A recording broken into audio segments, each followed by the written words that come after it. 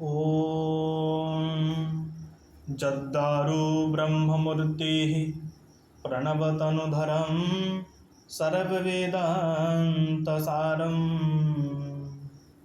भक्तानां कल्पवृक्षं भवजलतरणी सर्वतत्त्वानुतत्त्वं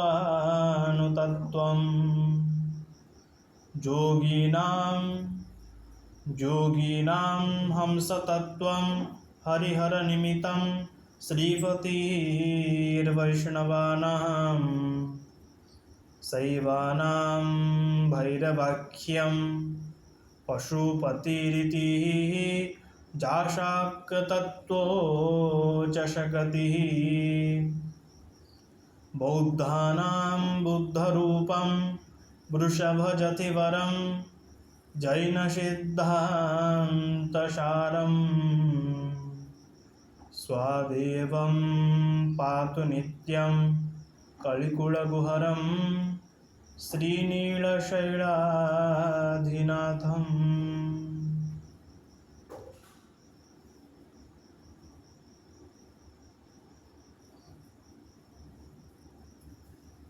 नमो नमः।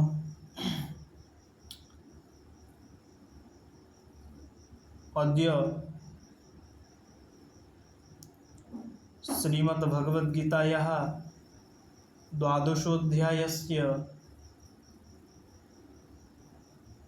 भक्तियोगप्रकरणम् अद्य वयं सर्वे ज्ञास्यामः। प्रथमः तु श्रीमद्भगवद्गीतायाम् 18 अध्यायाः सन्ति। तेषां मध्ये भक्तियोगः तु सर्वेषां ज्ञानानां सारं वर्तते। यतो हि भगवान् श्रीकृष्णः स्वयम् उक्तवान्, नाहं वेदैर्न तपसा न दानेन न चेज्यया। अर्थात मु वेद अध्ययन द्वारा, ज्ञान द्वारा, तपस्या एवं विभिन्न क्रिया द्वारा प्राप्त हुए नहीं। ताहले केमिति प्राप्त हुए सेटा पुणी कहिले, भक्त्या त्वनन्यया शक्य अहमेवं विधोर्जुन। हे अर्जुन, मु केवल अनन्य भक्ति द्वारा ही प्राप्य अटे। सेही भली श्रीमद्भागवतम पुराण रे मध्य कहिले उद्धव जे कि भगवान श्रीकृष्णଙ୍କର सखा थिले तांकु मध्य कहिले, न मां साधयति योगो न सांख्यम धर्म उद्धव। मु ज्ञान धर्म तपस्या इत्यादि द्वारा प्राप्त हुए नहीं। ताहले प्रभु केमिति प्राप्त हेबे? तो भक्त्याहमेकया ग्राह्यः, मु केवल अनन्य भक्ति द्वारा ही प्राप्त हुए।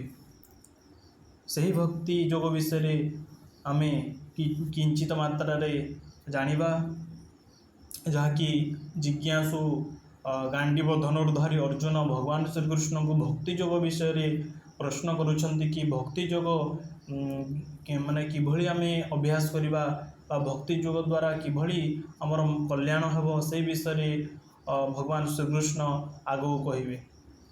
एठारे अर्जुन भगवान श्रीकृष्ण को दुईटी प्रश्न पचारिछंती कि भक्ति जोग रो जो उपासक से दुई जन थांती, जणे हेले निराकारवादी आउ जणे हेले साकारवादी। दुई जन माने एक जणे हेले साकार ब्रह्मंकर उपासक आउ जणे हेले निराकार ब्रह्मंकर उपासक। तो ए दुई मध्यरु किए श्रेष्ठ, यही प्रश्न अर्जुन भगवान श्रीकृष्ण को पचारुछंती। सेही विषय रे आगो आमे जानिबा।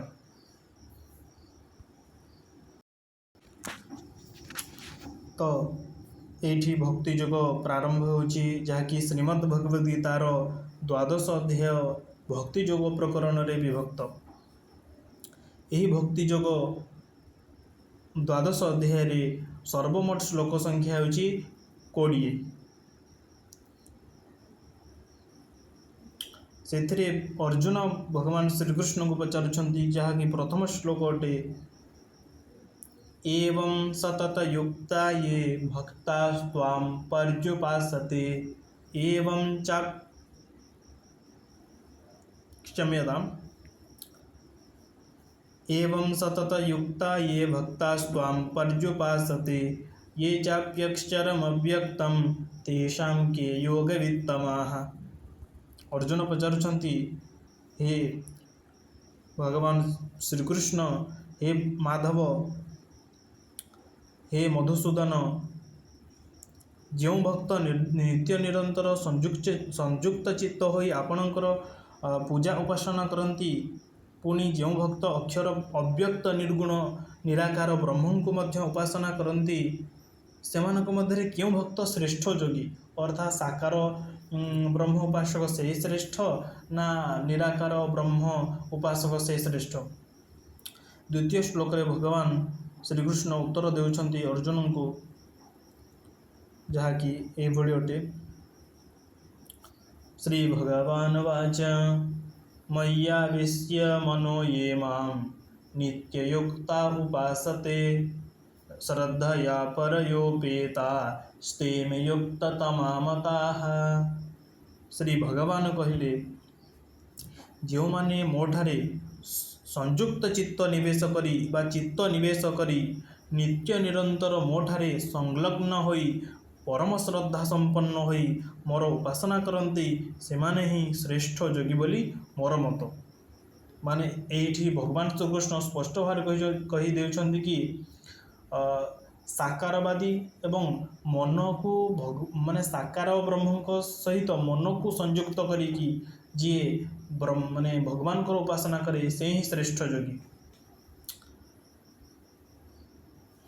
ताले निराकारवादी कौन से तृतीय श्लोक रे पुणी कहते निराकार ब्रह्म उपासक मान विषय कि ये त्वक्षरमनिर्देश्यमव्यक्तं पर्युपासते सर्वत्र गमचिन्त्यं च कुटस्थमचलं ध्रुवं सन्नियम्येन्द्रियग्रामं सर्वत्र समबुद्धयः ते प्राप्नुवन्ति मामेव सर्वभूतहिते रताः। एठी भगवान श्रीकृष्ण निराकार ब्रह्म उपासक मानक निंदा करूना, माने ताको विषय प्रशंसा करुछन्ति कि जो माने मते अक्षर अदृश्य अव्यक्त अचिंत्य सर्वव्यापक अपरिणामी अचल नित्य भावे इंद्रियगण को संयम करी सर्वत्र समत्व भावे युक्त होई सकल जीवगण हितरे रत होई मोर उपासना करते सेमाने मते प्राप्त होती। पुणी कहले माने साकार ब्रह्म उपासक एवं निराकार ब्रह्म उपासक मध्य माने कौन कठिन कौटा कठिन कौटा श्रेष्ठ बा करने को कलिजुगर प्राणी मानक कौटा श्रेष्ठ। तो सेठी कहते कि क्लेशोधिकतरस्तेषाम् अव्यक्ता सक्तचेतसाम् अव्यक्ता हि गतिर्दुःखं देहभक्तेहवद्भिरवाप्यते। अर्थात जो माने अव्यक्त ब्रह्म प्रति आसक्त से साधन अधिक क्लेश हुए।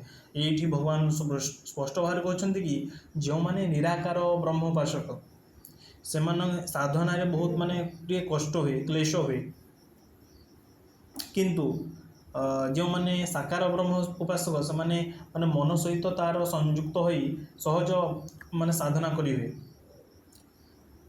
माने तार कारण भी कहीदेले कि माने अव्यक्त जो निराकार ब्रह्म उपासक माने साधन रे कष्ट कौन पाई हुए से विषय मध्य कहते कि कौन कारण देहाभिमानी द्वारा बहु कष्ट अव्यक्त विषय को गति प्राप्त होते। अर्थात आमे समस्ते देहाभिमान से कथा श्री माने श्रीमद्भागवत महापुराण रे माने उद्धव जी पचारुछन्ति कि हे सखा हे श्रीकृष्ण यही संसार माने सबुठारु मूर्ख किए। तो राइट आंसर भगवान Shrikrishna answer to the point रे माने क्वेश्चन रो आंसर देउछन्ति कि मूर्खो देहा देहम बुद्धि जे यही शरीर को स्वयं बोली भावे माने निजे ही ये शरीर भावे से ही यही संसार सबुठारु बड़ मूर्ख। तो ये कहते कि आमे समस्ते देहाभिमानी से कहले कारण देहाभिमानी द्वारा बहु कष्ट अव्यक्त विषय गति प्राप्त होता है। पुनश्च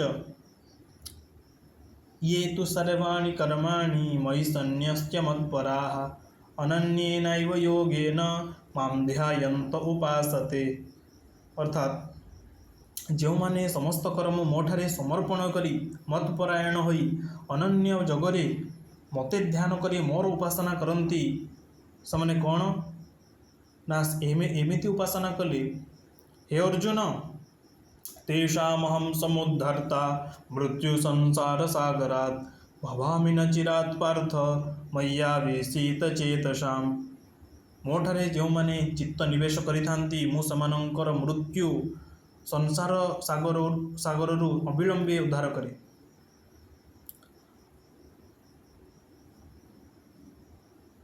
समुद्धर्ता माने संसार सागर को माने संसार रूपक जो जन्म मृत्यु रूपक संसार उद्धार करता होता है।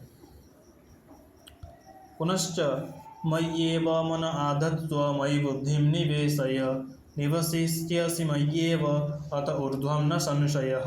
अर्थात हे अर्जुन मोठारे चित्त बुद्धि एवं मन निवेश कर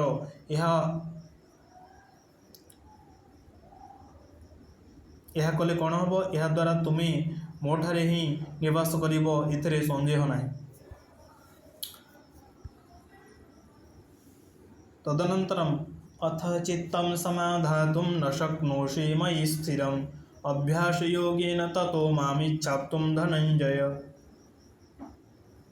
अर्थात जदि मोठारे चित्त निवेश स्थिर रखा सक्षम न हुआ तेरे धनंजय तुम्हें अभ्यास योग द्वारा मत प्राप्त होगा चेष्टा कर। अर्थात जदि भगवान बा दिव्य रूप को स्मरण करने को अभ्यास करने समर्थ न हो ताले कौन कर बारंबार अभ्यास कर। कारण मन है मायार पुत्र मन है मायार पुत्र एवं जीवात्मा होची परमात्मा पुत्र। से ही कारण मन सब माने भगवान को विपरीत जावाक चेष्टा करे माने माया नगर आड़ को जावाक चेष्टा करे। से मन को सही भौतिक जगत आनी बारंबार भगवान को माने ठारे चित्त को निवेश करने पड़ो। से अभ्यास करने पड़ो जहाँकि आत्मसंयोग जगत भगवान कहते कि यतो यतो निश्चरति मनश्चंचलम स्थिरम ततस्ततो नियम्यै तदात्मन्येव वशं नयेत्। अर्थात जो जो आड़े मन माने पलाऊँच ताकू से माने घिची आनी टाणी आनी मो ठारे ना परमात्मा ठारे मन को निवेश कर। से कथा ये भगवान श्रीकृष्ण स्पष्ट भाव में कहते। तापर देखा अभ्यासेप्य समर्थोसि मत्कर्म परमो भव मदर्थमपि कर्माणि कुर्वन् सिद्धिमवाप्स्यसि। अर्थात जदि तुम्हें एपरी अभ्यास करने को असमर्थ हुओ तेबे मो पाई कर्मपरायण हो। जदि भी ये अभ्यास बा जो भक्ति जो अभ्यास कर न पार जदि सक्षम न हो ताहले मो पाई कर्म कर।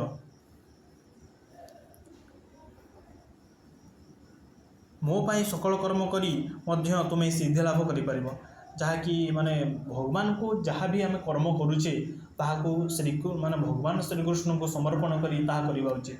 जहाँकि भगवान श्रीकृष्ण स्वयं मैंने कहते कि नवम अध्याय यत् करोषि यदश्नासि यज्जुहोषि तदासि यत्। अर्थात तुम्हें जहाँ करुच जहाँ तपस्या करुच जहाँ दान करुच जहाँ विद्या अध्ययन करुच जहाँ भी कर्म करुच सब मते अर्पण कर दियो।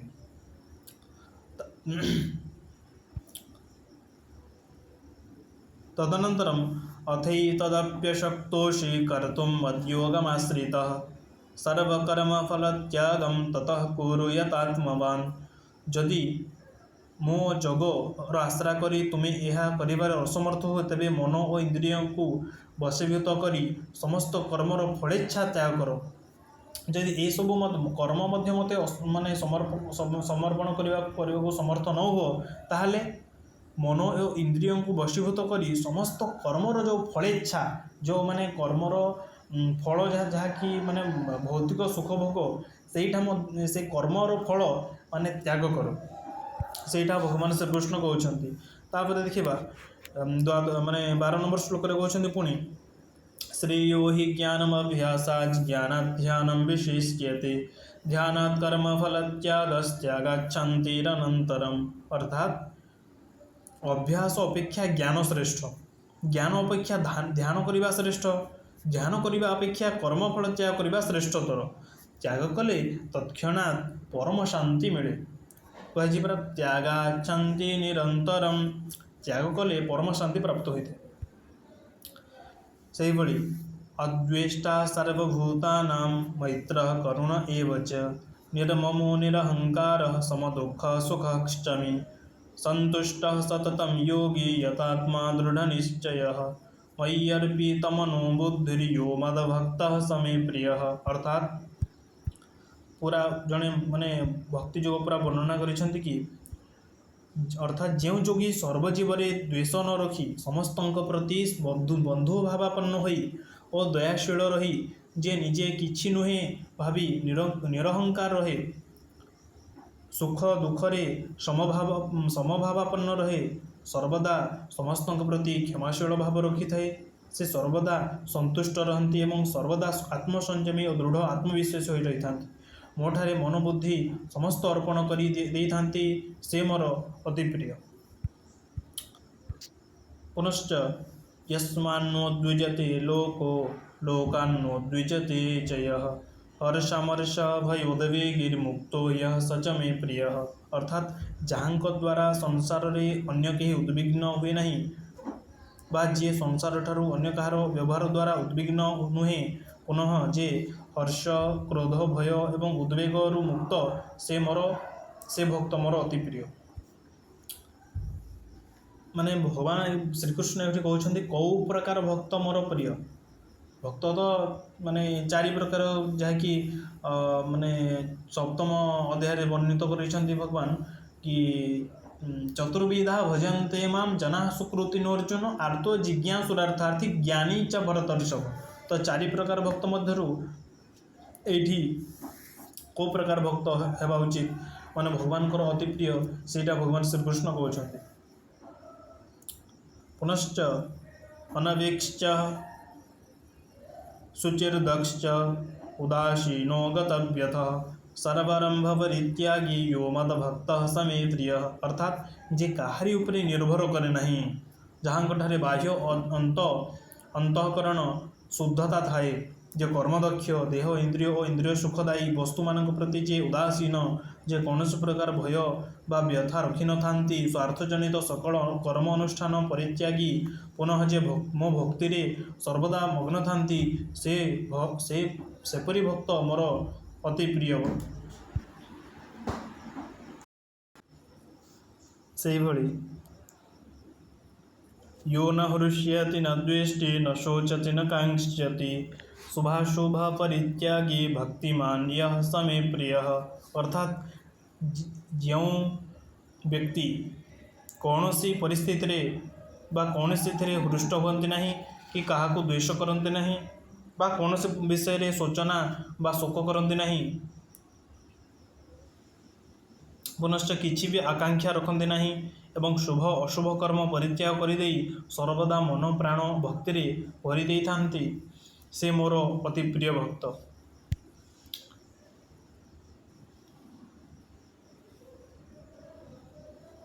तत्परे समः शत्रौ च मित्रे च तथा मानापमानयोः शीतोष्ण सुख दुःखेषु समः संग विवर्जितः तुल्यनिन्दास्तुतिर्मौनी संतुष्टो येन केनचित् अनिकेतः स्थिरमतिर्भक्तिमान् मे प्रियो नरः। अर्थात शत्रु और मित्र रे तथा मानवपन्मान रे समान माने समान मनोभाव रखिबा शीत उष्ण शरीर अनुकूलता प्रतिकूलता सुख दुख मन बुद्धि इंद्रिय रे अनुकूलता बा प्रतिकूलता समभावापन्न आसक्ति रहित पुणी जे निंदा स्तुति रे समभावापन्न स्थिर मन जेन केन प्रकार संतुष्ट जेतिके मिले मध्य संतुष्ट शरीर और वासस्थान प्रति आसक्ति रहित सही भक्तिमान मनुष्य मोर प्रिय भक्त अटे। तापरे माने ये भक्ति जोग माने पालन कले कौन हम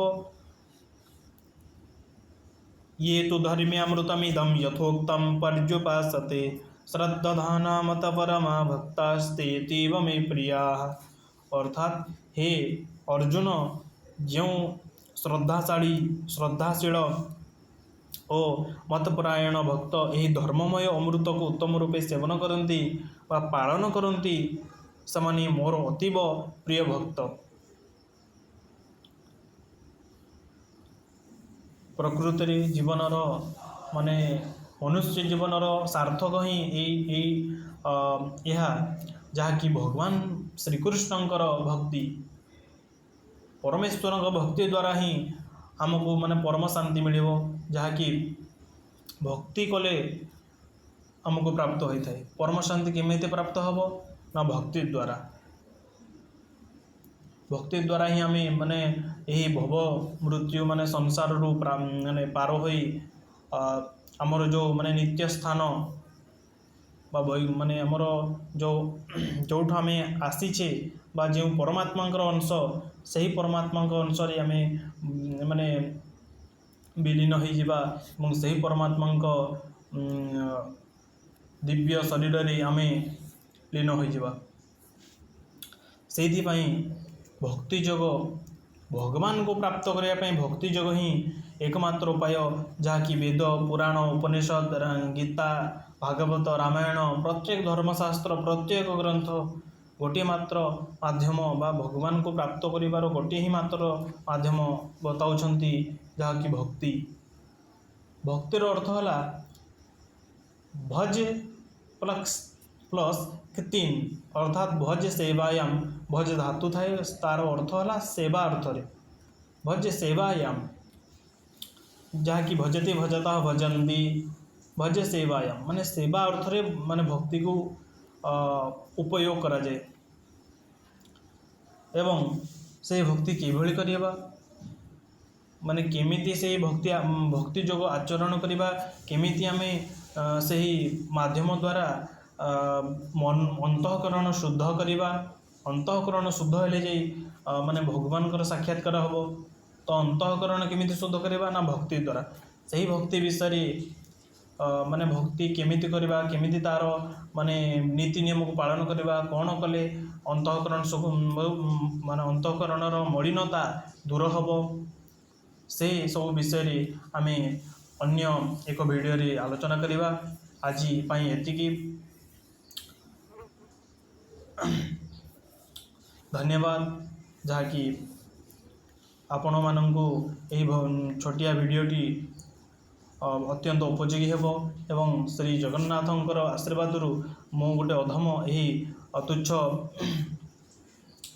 ବା ଏହି ଭିଡ଼ିଓଟି ବନାଉଛି, ଯାହାକି ଆପଣଙ୍କର ପାଇଁ ମାନେ ଉପଯୋଗୀ ହେବା ପାଇଁ ମୁଁ ବନେଇଛି।